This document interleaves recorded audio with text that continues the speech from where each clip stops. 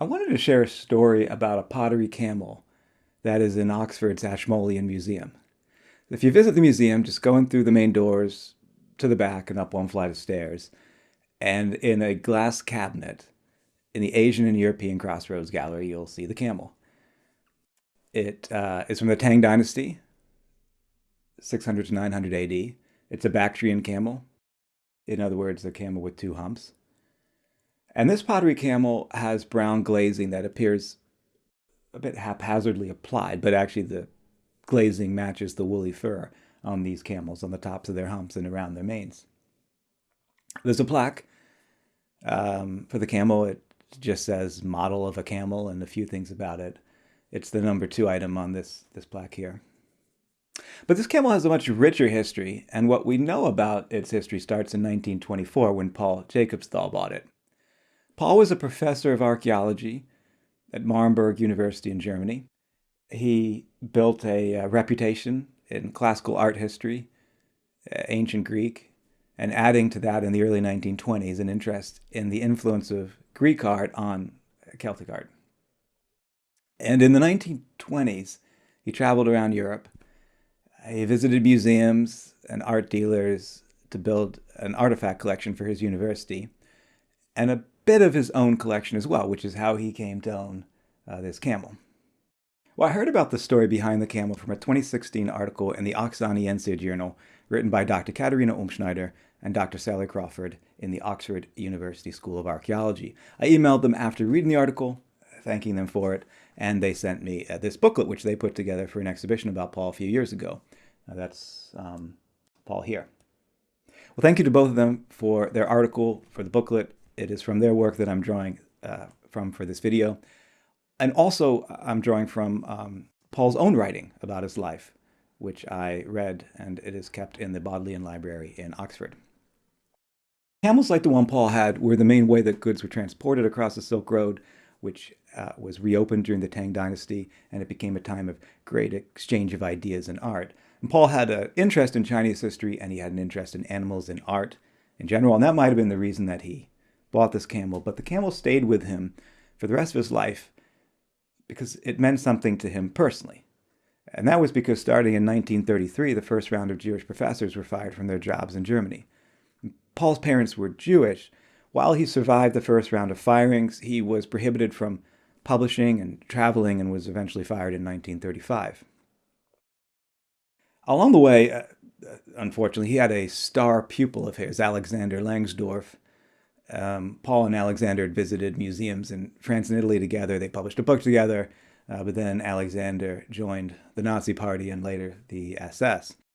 So this was, Paul at this time. He was unemployed, surrounded by this growing threat, and he realized he had to leave Germany. Oxford was where he wanted to come, but Sir John Beazley, who he knew well, was already filling the only role that the University of Oxford had for classical art. But because Paul had begun to build an expertise in Celtic art, he was able to propose a different path, and that's how he came to the University of Oxford. But Celtic art, prehistoric archaeology, had become a point of specific fascination for the Nazis. Paul was an emerging expert in this area, and others were also beginning to pay attention to it. So with the help of John and other colleagues, he was given a position as a researcher at Christ Church College in Oxford. He and his wife came here April 4th, 1936, and they lived and worked here for another 20 years. Well, 20 years with one unfortunate exception. That is, he was sitting in his office in 1940, and there was a knock on the door. A plainclothes policeman walked in and handed him a warrant of arrest. And he wrote about that morning and the next 5 months of his life in a diary, which is kept in the Bodleian Library. I'll read a bit from it now. For about 2 weeks, they stayed in cramped barracks before being taken by a steamer on July 17th to an internment camp on the Isle of Man. So he wrote about the day on the steamer. I lived on a piece of chocolate for 24 hours and was lucky enough to get half a bottle of tea through bribery. An old sick man died of exhaustion. We had gone on board at 3 p.m. and had anchored in the Mersey until 6 a.m. the next morning. I thought of the men who had traveled on this Tinwell, this was the steamer they were on, from Dunkirk, and I did not complain as so many others did, but I also thought that they had done it for a good cause and that I was a victim of a very stupid measure.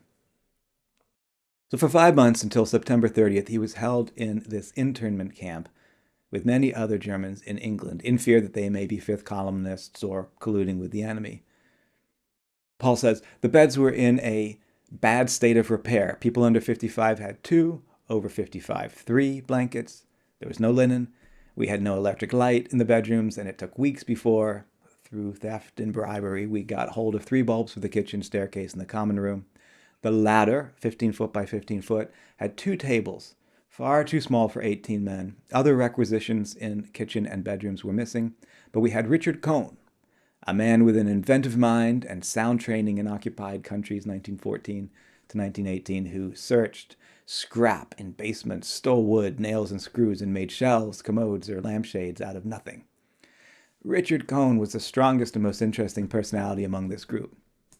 Though he had gone through hell, he was well preserved, and from his face, one would have taken him for a lawyer or a professor. He had once owned a big shoe business with branches and seen good days. Though the Nazis had taken it all, he had escaped the Gestapo and wandered with his wife in Czechoslovakia and Poland and in no man's land. He had been in a Nazi prison, ill-treated and beaten.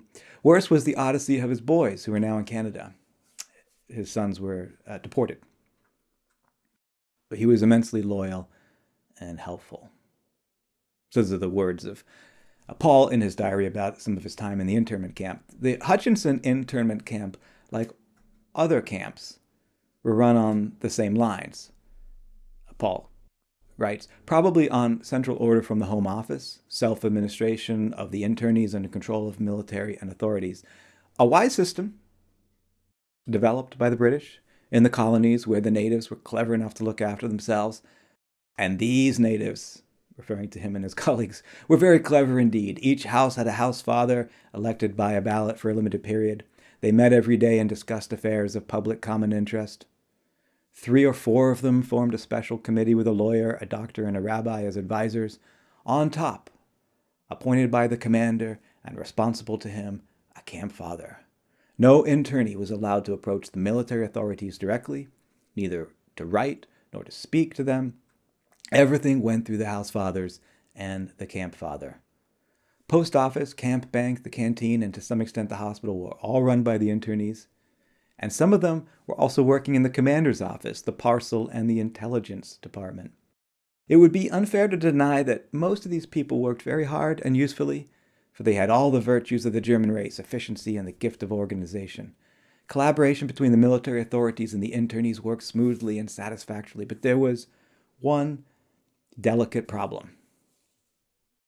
The very humane and sincere commandant had the ideal of happy family. These words are his. This means he came to the concerts. Officers even attended performances of the highly objectionary cabaret Stockeldraht, the barbed wire cabaret as they called it.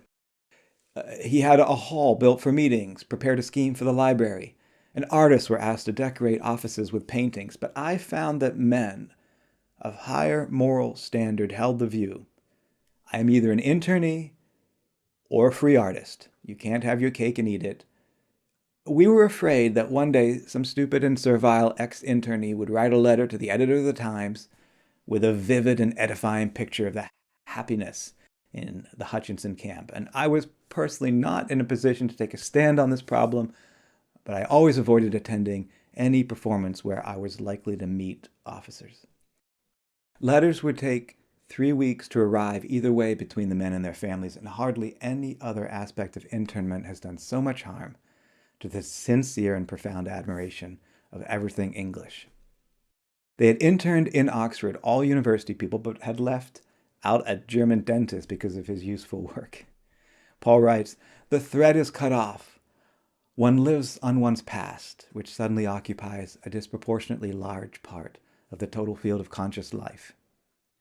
From his research in China and Celtic art, he was a pioneer in studying communication paths between East and West, and the camel, a symbol of how goods and ideas were exchanged, became more meaningful to him. He was, like a camel, uprooted, a stranger in a new place, a traveler connecting different cultures, bringing new ideas.